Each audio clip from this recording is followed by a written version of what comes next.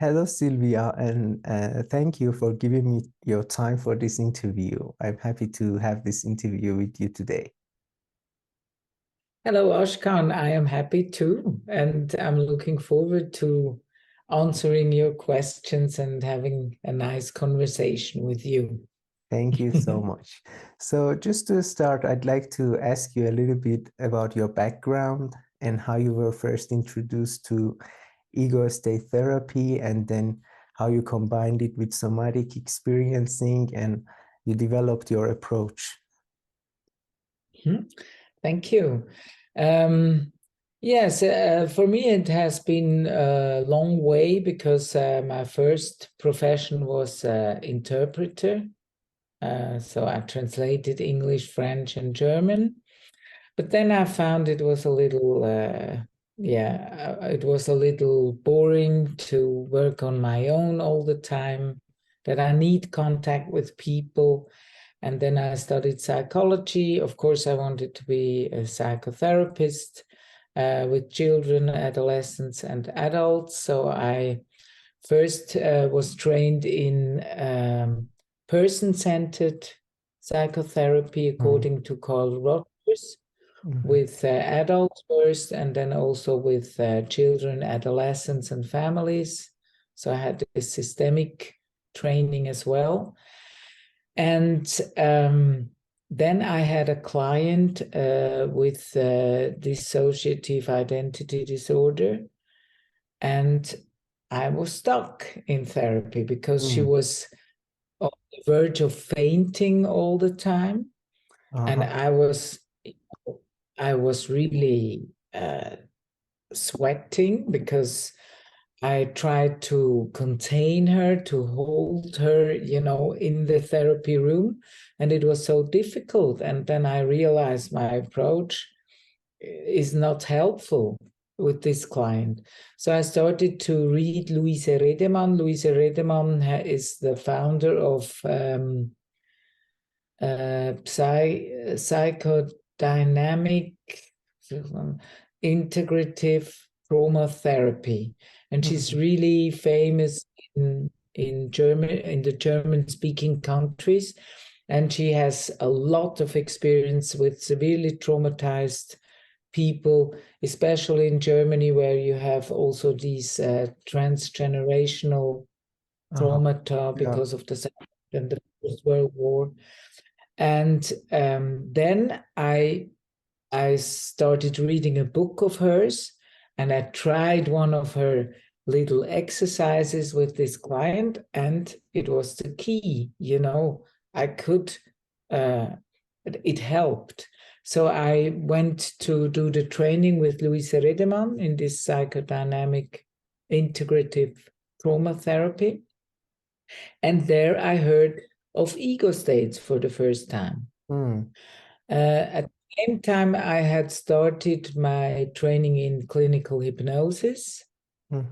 And I was introduced, through Bernhard Trenkle, whom you know. I think I organized also the congresses in Iran.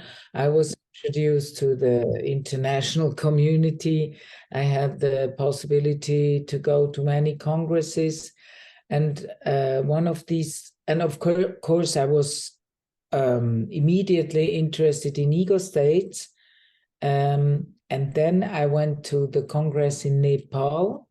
It was a trauma Congress, and there Waldemar de Hartmann and Maggie Phillips were teaching.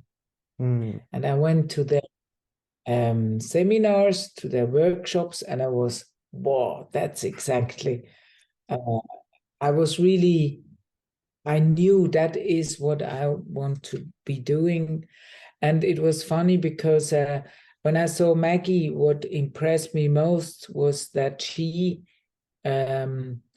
integrated all approaches. She didn't just show ego state therapy or hypnosis or tapping, energy, psychology, or somatic experiencing, but she used everything in one single approach. And she also used it with the client in the demonstration. And I knew that's really because I had done some tapping, some energy psychology. I knew hypnosis. I knew ego state. I started to know ego state therapy better. And I really was fascinated by that. So that was the first aha experience I had, really. And the second one was that which I never do, that I volunteered for a demonstration with Voldemort Hartmann. That's actually how I met him. I didn't know that. Yeah. This because he picked me. I just was like this, I didn't really volunteer like this. A little bit shy, and he picked me, and he did a really long demonstration with me. And after this demonstration, I was really, there was a big, huge change which lasted on the body level, on the ego state level, in my mind. It was a very complicated problem I had with a suicide in my family, with the grief, with the guilt, and so on. And I was really free after that. So, I mean, my interest had been there in ego state therapy before, but then I started to invite these people to Switzerland because I used to organize workshops with a friend, very basic, but I asked everybody I liked, do you want to come to Switzerland? Everybody said, yes, of course. So I went to workshops in Germany with Maggie, in another place in Switzerland with Voldemort. I trained then in ego state therapy, and I invited them to Zurich. So I was in a lot of seminars with Maggie, with Voldemort Hartmann, and Maggie Phillips, and then they urged me to build up an ego state therapy institute in Switzerland. And I said, no, it's too much work and so on. And then somebody else wanted to do it in Zurich. And this person is a good organizer, but he has no clue of ego state therapy. And I thought it's a pity if somebody else does it. So I started the institute that was in 2011. And of course, Maggie, Phillips, Voldemort Hartmann, Kai Fritsche, they were our trainers. I was supervisor by then, and then eventually I became trainer. And of course, then we started. We have we are 5 ego state trainers in Switzerland now. And it is really, our institute is working really, really well, because we have to do and we are only the German part of Switzerland. We have to do the basic workshops, the seminars, the basic seminars. The first 3 seminars, we have to offer them twice a year because we have long waiting lists. It's really great. I'm very happy. I think our cooperation, meanwhile we are 5 trainers, is great. And this year we start doing the ego state therapy training in the French part of Switzerland, where they speak French. And of course, as I was assisting Maggie, that was the ego state road I was talking about now. But then as Maggie was here, and Maggie practically forced me to start teaching, because I always said I'm not a teacher. And then she said, okay, then we do a workshop together.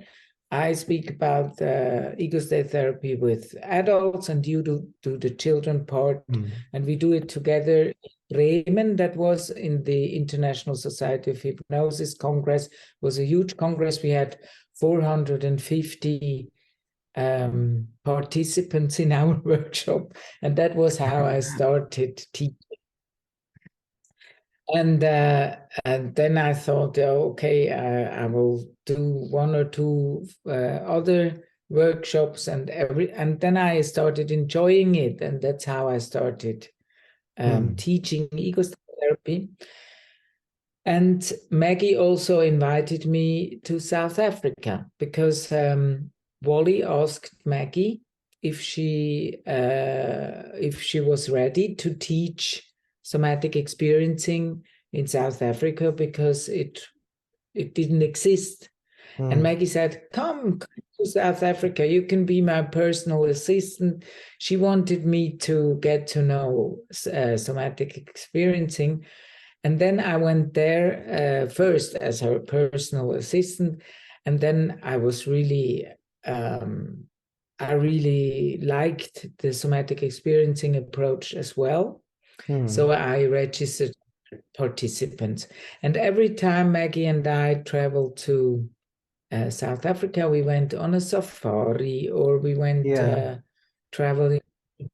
And so we had the experience of somatic experiencing. We saw it in the wildlife animals on the safaris. It was so interesting because we could see all the parallels there. And then I finished somatic experiencing training in South Africa, but also afterwards with another trainer with Sonia Gomez, and then also with Kathy Kane in San Francisco.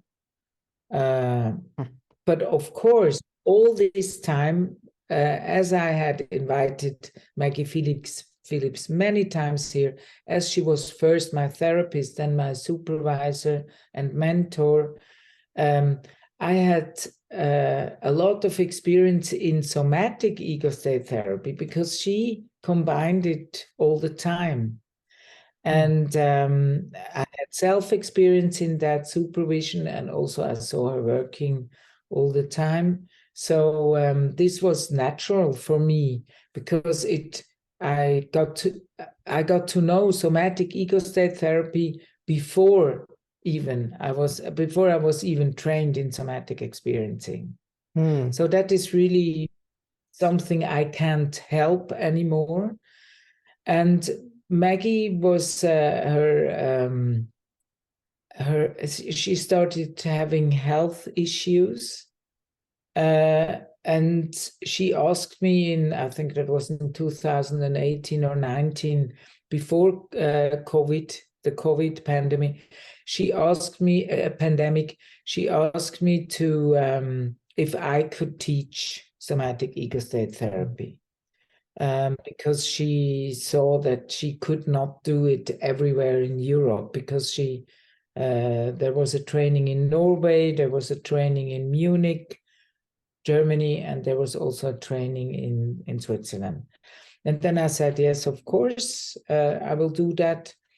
And unfortunately, Maggie passed afterwards there was COVID, and then she passed in 2021, which was an accident, which we were all, despite her health issues, it was like a shock. But then I had already prepared to start teaching somatic ego state therapy, and and now I teach it with a colleague who is an ego state supervisor as well, and who is somatic experiencing trainer. And we have developed Maggie's approach because that was Maggie's intention always. She always developed, combined with new research, with new approaches, and that's what we do as well. And her ex-wife or her wife is very very fond of that, because she told me, but you will do what Maggie would have done. You will go on Continue her developing work. this. Yeah, Yes. yeah, something. That's what we are doing. Of course, I was with Somatic Experiencing from Maggie Phillips. I was very early introduced also to the polyvagal approach, polyvagal theory, since I met Maggie, and of working with it, which is a big relief as well, like ego state therapy for clients, because they really understand the nervous system. And assisting, Maggie also invited me to assist in the south of France. And I was a translator, before I studied psychology. So I did not have the French words for hypnosis, for trance, for ego state therapy. I did not have this vocabulary.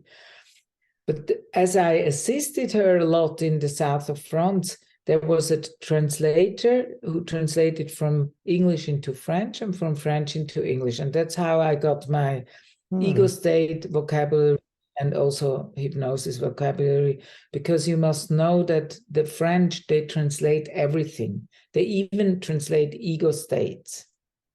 So you cannot just use the English words like in our language, you can use the English words, but the French translate everything. So I had, the vocabulary, and that's why I helped building up ego state therapy France with Guillaume Poupard in the south of France. And we also, with two other women, I also did 2 ego state trainings in Poland. So there are ego state people in Poland as well. That was my approach or my contribution to ego state therapy beside my institute in Zurich. Lots of contributions, throughout these years, And I was, as you were speaking, I was thinking about this. When you combined somatic experiencing and ego states, and at the same time there were lots of researches happening outside these approaches and communities, like interpersonal neurobiology, like polyvagal theory, and then I suppose the idea of ego states even changed for you in some ways. Like in more classical literature, it's not that somatic or bodily focused. And I mean, in the interventions and in accessing ego states. And I'm interested to know how this shift happened for you, both in your scientific approach and in practical ways. It changed very early in my ego state therapy training, because Maggie combined it from the start, or very early as well. And she always said that ego states are represented in all in all the polyvagal branches. Like you have ego states that are frozen, you have ego states that are in the fight-flight mode, and you also have ego states who are in the ventral vagal, which is in the security mode, I say, to put it very simple.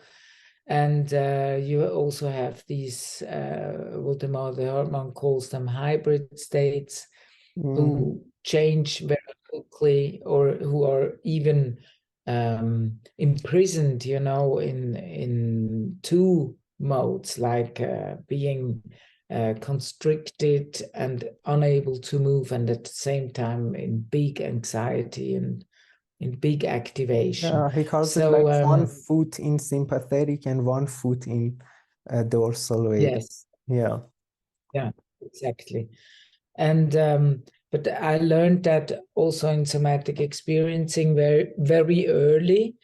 And so it was natural to me that it's not, for me, it was quite for a long time now, it hasn't been separated approaches, but something that goes together very well, because I think the polyvagal theory fits very well into many approaches, but especially with ego states, it's nice. And I once had an interview with Stephen Porges, who the founder of the polyvagal theory, and he says the same, that they are represented in all these categories.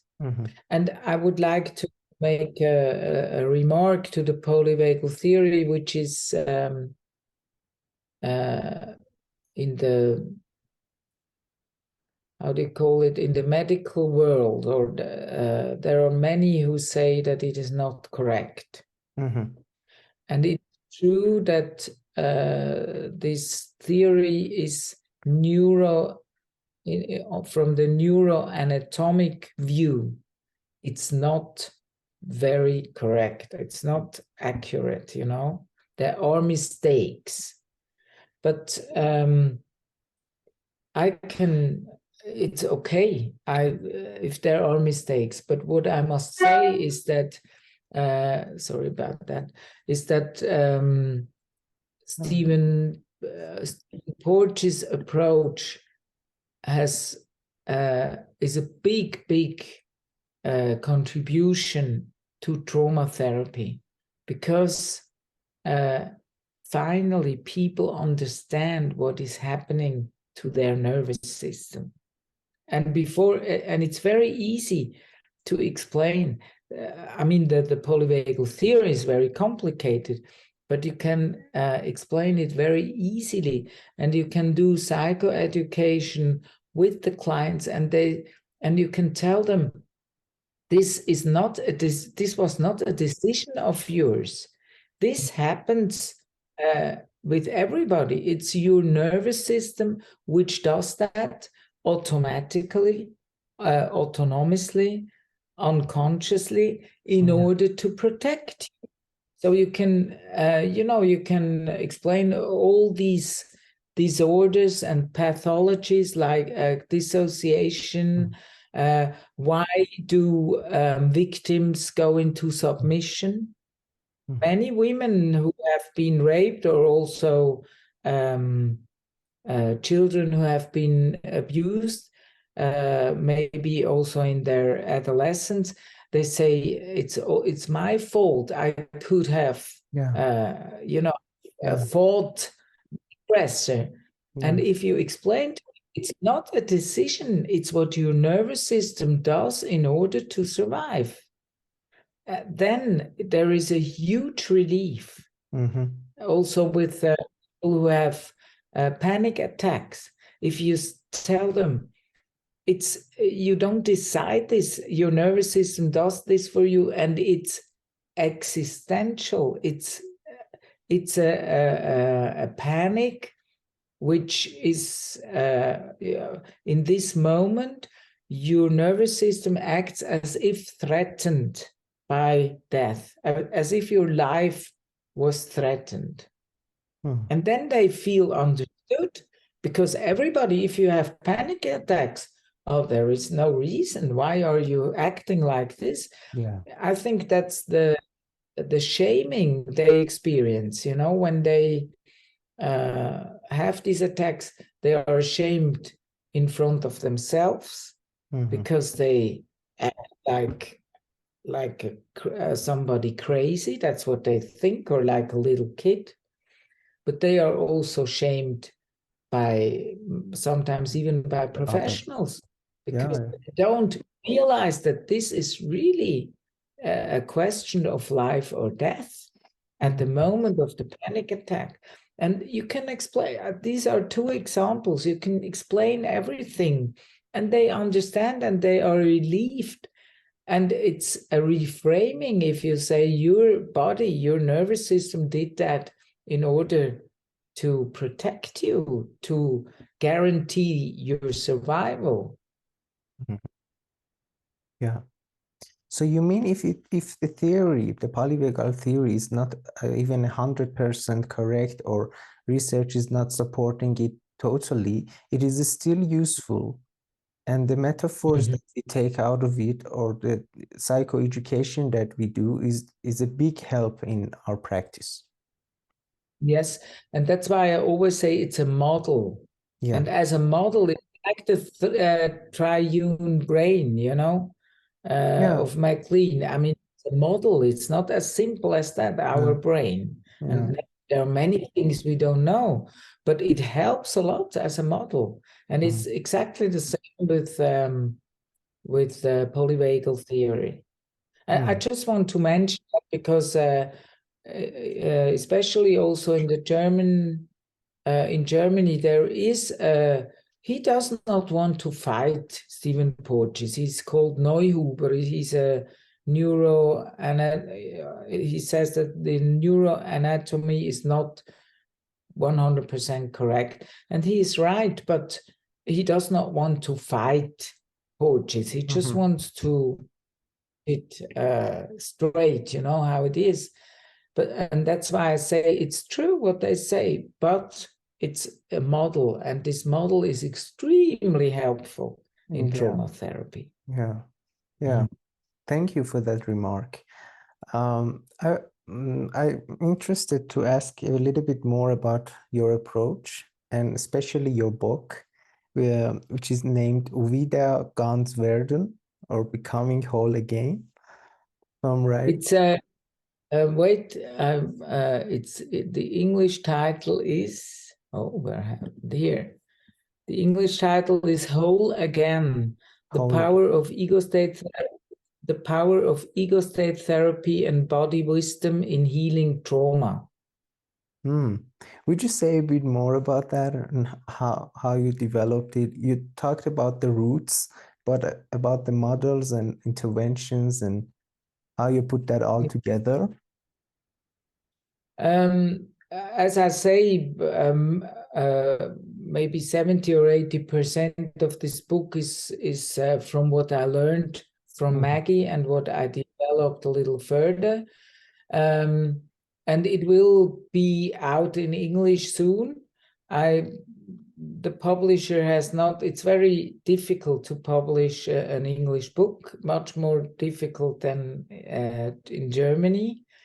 But there is a publisher who is interested in publishing it. And if they don't do it, which I will know in the next 3 or 4 weeks, I will publish it myself, because it's not for only for American people, but also for South African people, Norwegian, all the Scandinavian countries where we are teaching as well, France, the people who read English, all the non-German speaking I hope in countries. Iran in the future. If you read English, yeah, of course. No, and that it's basically a lot I have learned from Maggie, but I have developed it a little further. I have also studied quite a few seminars with Peter Levine, and have integrated that as well. And I have found out that, for instance, I mean, Maggie was the one who showed it first, but I think I do it even to a more extreme extent, that sometimes, especially if I don't have a lot of time, I only work with the somatic ego states.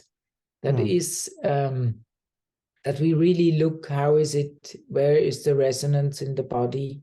For instance, if some you always have to contact resources first, and then they say here, and especially with traumatized people, they switch very fast to negative emotions, because positive emotions are so difficult to contain for them. So they switch to automatically to, oh, but here it's terrible, and so on. And then I say, how is it here? And I contact this part of the body. Sometimes I ask, shall we call it stomach, or an emotion, or something like that? And then like I ask, is this the resource part? Is it okay for the resource part to help the other part, for instance? And I don't know how this is going to happen. Only you know, because the wisdom is in your body. I mean, I put it into very simple steps now. And eventually, the whole complicated problem is resolved really on the how do you say that, on the neuroanatomic or neurophysiological level. On the body, because you have less in especially with adults. If you work with adults, you have a lot of ego states, like inner critics or doubt, ego states who doubt, is this really helpful what we do here? I think this is a bit strange, and so on. And then say, oh, it's great, the head is there, the intellect is there, it has helped you to survive a lot, but now I'm interested again in is it okay for the intellect? I mean, this intellect, this head can observe what we are doing here. Of course, anytime you think it's not okay what we do, please tell me. But can I invite you to focus again on here or where it is? And that's a very, I don't, push the intellect or the head or the thinking part away. I invite them to be there as sort of co-therapist who watches that we do everything we do in here is fine. And like that, I have the permission, to really work on this level, and I have less intellectual interference, because that's often very complicated in ego state therapy, that you have these destructive parts or inner critics, or the parts that doubt, or the parts that really want to protect from painful feelings. Especially with pre-verbal ego states, you find that there are a lot of protecting parts putting themselves in between the therapist and these very young and very anxious or traumatized parts. So you have a much easier approach to the whole problem.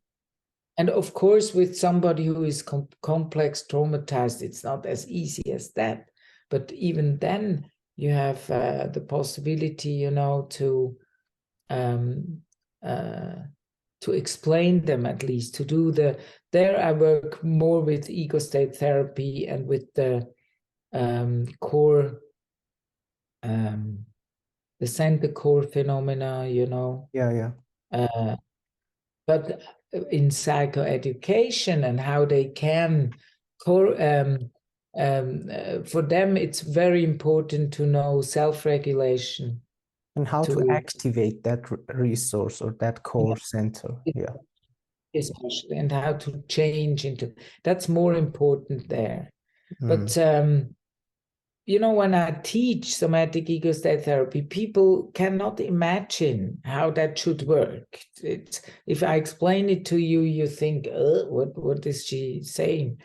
But then I do, for instance, little practices with them. They have to work with each other without knowing the content. I also do the demonstration like that. I say, you don't have to tell me what it is about.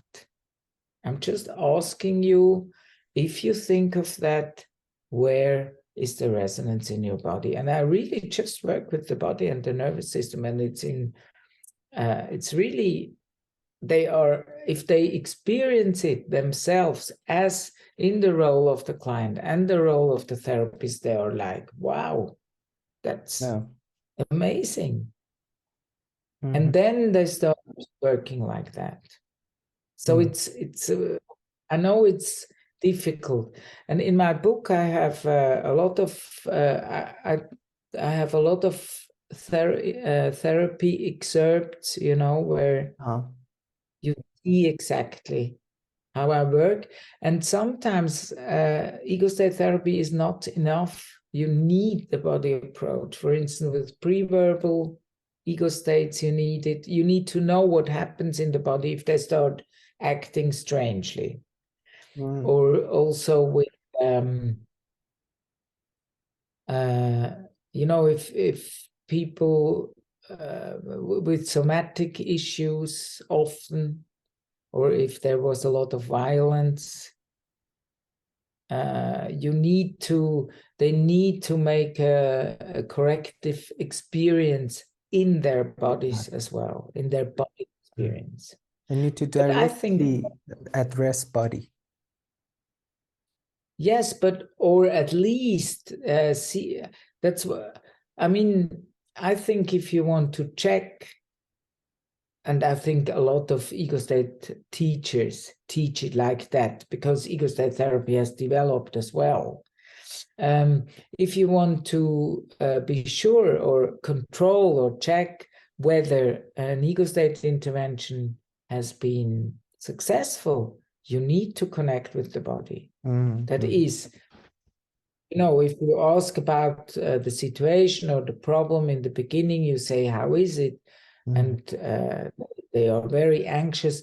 Then you ask in the end, if you think again about the problem or the situation, how is it now? How is it here? Where there was the activation before, for instance. And I think that's, meanwhile, this is common sense in ego state therapy. It's just more of that. That's the simple thing. Yes, I just wanted to add something where I really think it is very difficult to work without body approaches. That is toxic shame. Because if in all pathologies who have these self-loathing, you know, this self-depreciation, you find the toxic shame, the feeling of not being okay, of not having deserved to live, things like that. And it's very difficult to approach this problem. And it can be a huge blocker of therapy because it's a protection. It's a physical, neurophysical protection. And it is also very likely that we shame these people again because they are very vulnerable. As soon as they don't answer, are not able to answer a question, maybe they go like, oh, I can't even answer this question. I am stupid, things like that. So you cannot really connect with them. And there I have learned an approach from Peter Levine, but I have integrated it and developed it and combined it with ego state therapy. And that's really very useful. And that's also why I suppose we need models and metaphors that will be more normalizing, not to give shame to people, and validating their wisdom, body wisdom, or yeah, exactly. If we say you cannot make a mistake, you cannot make an error, because and I cannot know. I really believe in that. It's not just an attitude I talk about, but it's really, it's in my flesh and blood, as you say, that I don't know what is best for my client. I really don't know. The wisdom is there. It's there. I think the same as Carl Rogers said that, Milton Erickson said that, and I also believe, as both of them say, in addition to that, I believe in the wisdom of the body, because I think it's there, and the body knows the solutions We just have to be able to connect with that. Yeah, yeah. Thank you so much, Silvia. It was a pleasure talking to you, like always. And I would just ask a last question, and it's about new trainees like myself that might be watching this. If there is any piece of suggestion, recommendation, or resources you'd like to recommend. I think if you are talking about people who are doing their trainings in ego state therapy, Yeah, especially. yeah. Yeah. You have, I mean, English speaking people don't have as many literature available as we have in Germany. And I really hope that there will be more literature also in English. But we have, I think, Claire Frederick and Maggie Phillips have given us many literature, or their book, or also Shirley MacNeil, where we can learn. And there are also ebooks. Maybe you don't know of webinars that Maggie and Peter Levine and Porges did together, or and there is the famous book of Maggie Phillips and Claire Frederick. And unfortunately, there is a book from Waldemar de Hartmann with sexually abused children. Yes. Unfortunately, there is no, book of what he really teaches, which would be great, of course. Yeah. That's why I mention Maggie Phillips, Claire Frederick, and I think you can learn a lot from them, and also from the ebooks. They are not 2023, but they are still very valuable beside the Watkins. Yes. And what? Yes. I think just if possible, there are online courses if you cannot make it to trainings live, but online webinars, and just do what you're interested in. Stay curious. Find your. I think that's the most important thing. Don't try to become a good therapist.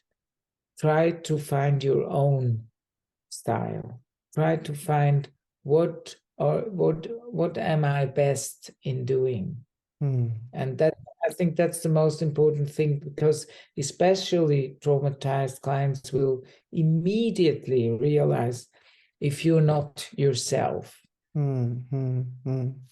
Yeah. So if you stay curious to what really gets you, then you're on the right way, if it's ego state therapy or something else. Yeah. So thank you so much, and I hope you have a nice evening. Thanks for this time. Thank you, Ashkan. Yeah, see you next time.